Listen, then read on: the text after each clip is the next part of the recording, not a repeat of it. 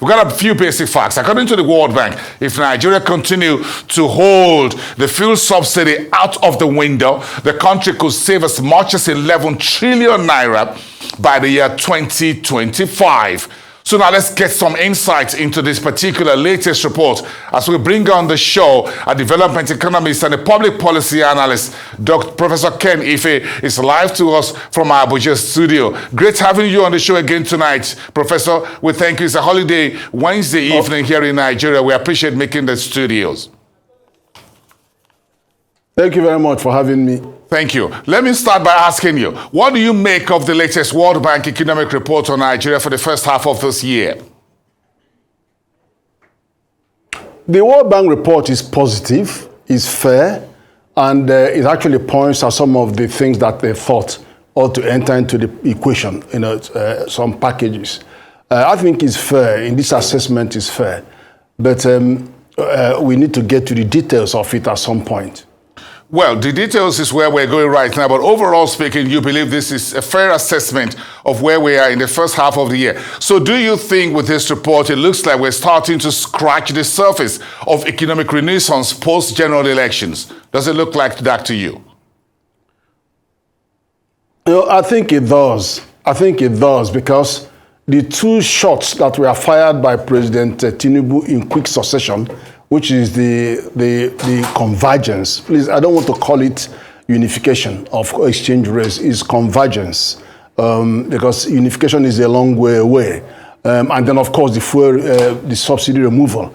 Those two shots are keeping everybody busy, and we need to get around what the ramifications of those. But of course, the positive signal of agreeing the student loan is also important because it's now going into social inclusion agenda to deal with some of the forgotten players in this whole game.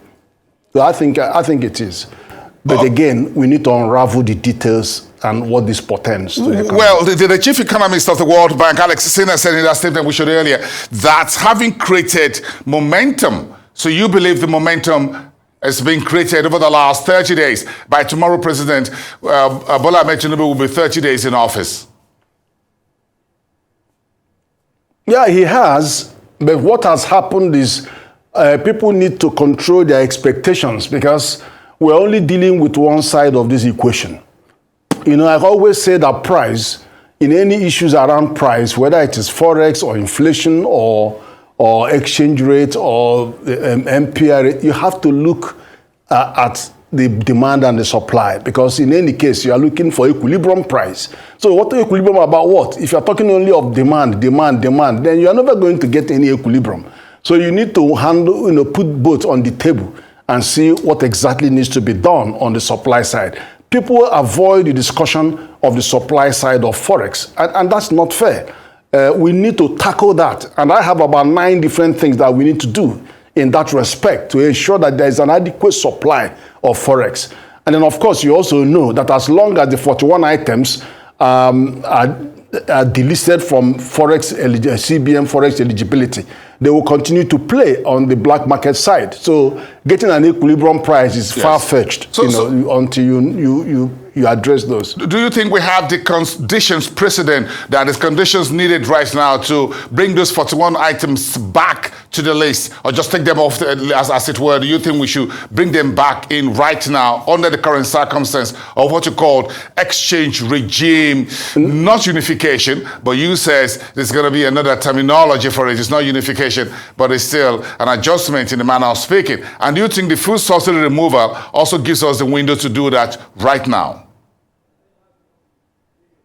No, there are two separate things. The fuel subsidy removal only marginally helps on the forex supply, but it's not the end at all. That is, and in fact, we'll even probably go to the next question about whether that fuel subsidy removal will necessarily promote growth. It can only promote growth if it is reasonably, that saving is applied to productive activity, to create output, and then disposable income, with which people can now increase purchases and aggregate demand. If you miss those two, then you're not going to apply, it won't affect growth. But if you just save that, take that saving and spend it, then it's not going to move the growth figure anywhere at all. It's just even going to worsen things because it's going to fuel more inflation. So we need to get into that debate.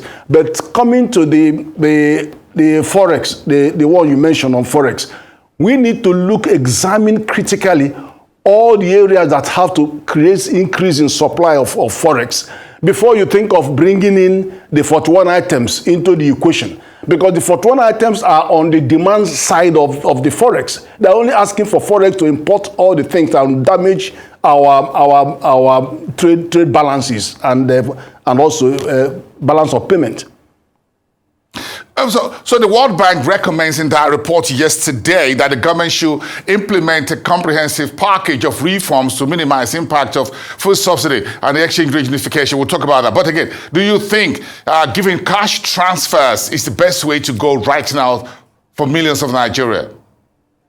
What would you recommend? No, we need to, it was good. It was good that the shots were fired. Normally, on a good day, you would have said, where are the conditions precedent? What was agreed? Where is the package? But the thing is that Nigerians can't wait anymore. They can't wait anymore for this subsidy to be removed. So he was in order to fire that shot. But having done that, we now had to sit down, and I said within a month, to actually agree all kinds of packages. Remember, in development, you have two-way traffic. You have the fast lane, which is where you promote entrepreneurship, you go for growth. Then you have the slow lane, where you protect the weakest and in our community.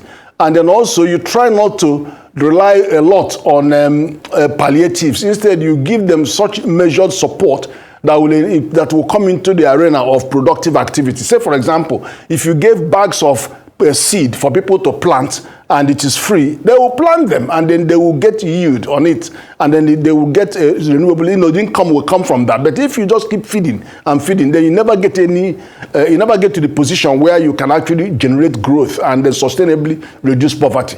So we're going to have to balance those. But in the end of the day, however you package it, you must know that shortage of Forex is actually what is causing is the underlying factor. If an NPC, for example, accounts for 79% of the Forex supply from crude and 10% from gas, 11%, both of them account for 90%. So what are we talking about? If you don't deal with that 90% and scrutinize if you don't get to the bottom of that, then we're going to be here for a long time talking about this. The remaining 10% is diaspora remittance. You have Forex, FDI, which is dwindling with speed, and then you have foreign portfolio investment, which cancels out because it's in and out. Then you have to be sure what we're talking about. So until we get to that, and then look at all the other ways you can bring in money. For example, even in the speech of the president alluded to credit creation. That means consumer explosion, consumer credit explosion. And that is one good way of bringing in dollars into the economy. Mr. Thatcher did that in 1980, and they had an influx of dollar into the economy to promote credit. And then the people, that credit should not be purely for consumption. It should be targeted to manufacturers who are manufacturing cars, for example.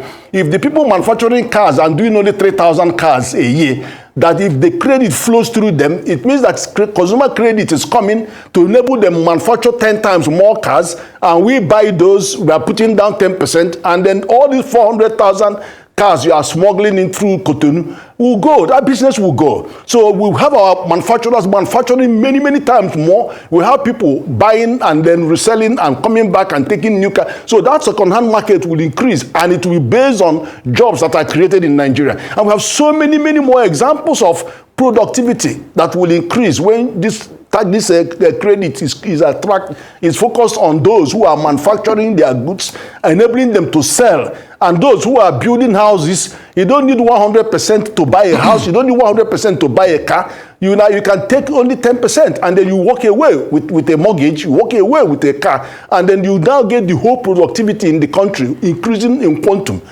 So that's where you have to direct that credit to, rather than to pure consumption that has no impact on our productivity.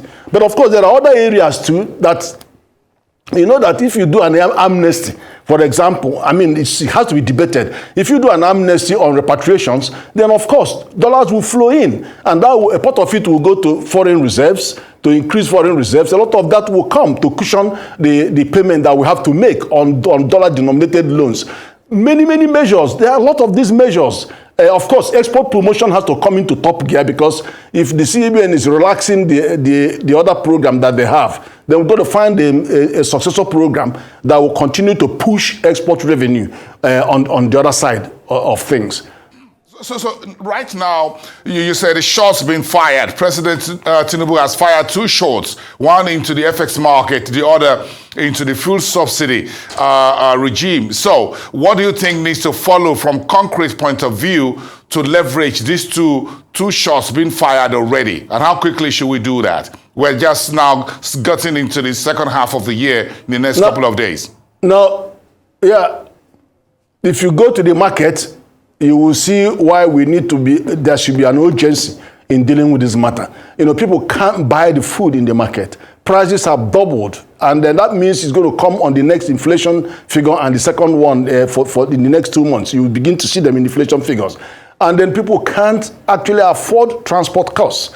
I don't know how they're going to be going to work. So which means that we need to talk about that package on the social inclusion side, and then on how to revise and upgrade the salaries of some of this stuff, what they call minimum wage, and then some other help and assistance on transport systems and all of that. That package will need to be discussed, because there's an urgency about this, because I went to market yesterday and I was petrified with what I saw going on in the marketplace. So I'm not alone in this. I don't see how many people can go to work. But anyway, having said that, we need to also tackle you are going to generate savings. Where are you going to put those savings to? The savings you are going to generate, they're going to go into productive activity. Because when you go to productive activity, then it increases output. Then the people you employ that gets money, disposable income, will increase aggregate demand. Then you are shooting up GDP. GDP will now go up. But if you do it any other way, just to carry it, and then you're going to have more problem facing us, because you're going to have to fuel inflation. If we spend it unwisely, inflation will continue to go. And then, of course, the second thing, of course, is the liquidity management. The forex liquidity management it needs to be put on the table. What are the sources that you have to go to generate more forex revenue? And then before we focus on demand management, because the demand management is what we've been looking at for the last 7 years, we need to look at the supply of forex. All right, thank you. Well said. Thank you so much, Professor Kenny, for public policy analyst and development economist in our Abuja studios. Have a great holiday evening.